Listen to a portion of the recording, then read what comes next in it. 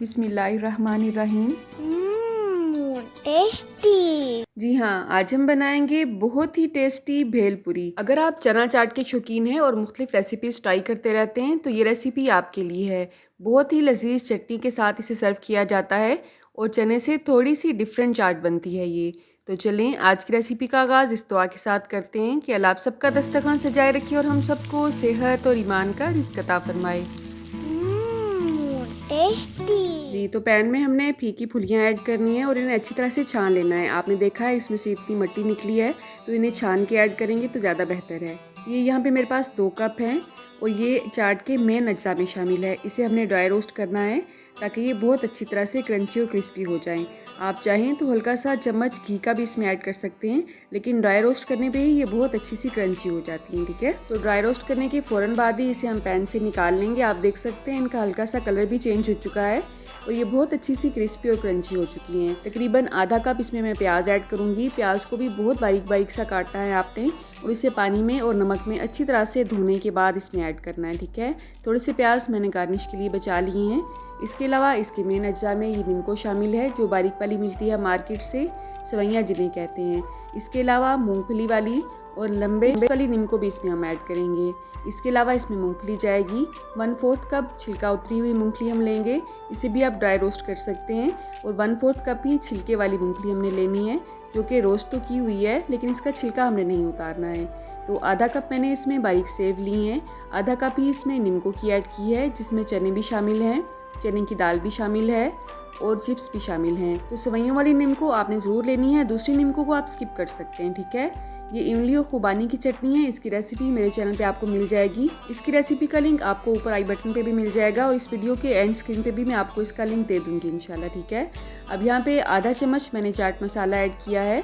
इसके अलावा इसमें आप चिली सॉस भी ऐड कर सकते हैं, लेकिन मैंने बच्चों की वजह से इसमें ऐड नहीं की है। इन तमाम अज्जा के अलावा इसमें हम कुछ कलरफुल अज्जा भी शामिल करेंगे, लेकिन इससे पहले हम इसे अच्छी तरह से मिक्स कर लेंगे। इसमें कच्चे आम के छोटे छोटे से पीसेस बहुत अच्छे लगते हैं। हमारे एरिया में अभी उसका मौसम नहीं है, अगर आपके एरिया में वो पाए जाते हैं तो आपने उसे ज़रूर शामिल करना है। 2 से 3 खाने के चम्मच लेमन जूस ऐड करेंगे। इसके अलावा खीरा हमने छिलके के साथ ही ऐड करना है क्योंकि इसका सब्ज़ कलर बहुत अच्छा लगता है चाट में।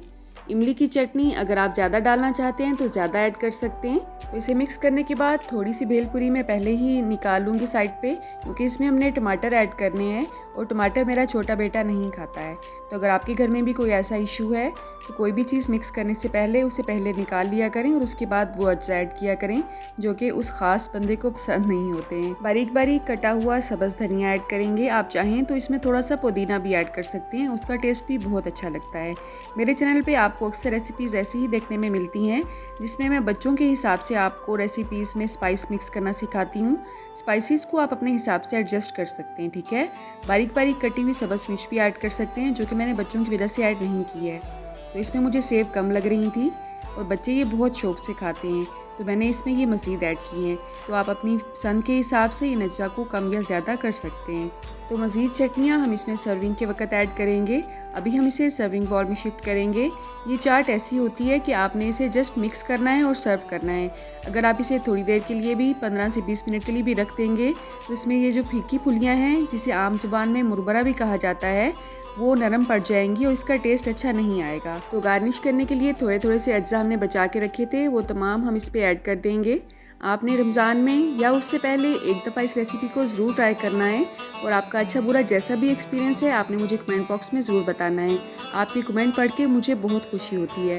चाट मसाला सर्विंग के वक्त भी हम इसमें ऐड करेंगे। आप जितना चाहें इसमें ऐड कर सकते हैं, जितना तीखा इसको बनाना चाहिए उतना तीखा बना सकते हैं। आप कहाँ से और किस सिटी से मेरी वीडियोस को वॉच करते हैं, अगर आप कमेंट बॉक्स में मुझे बताएंगे तो मेरे लिए एक इनाम से कम नहीं होगा।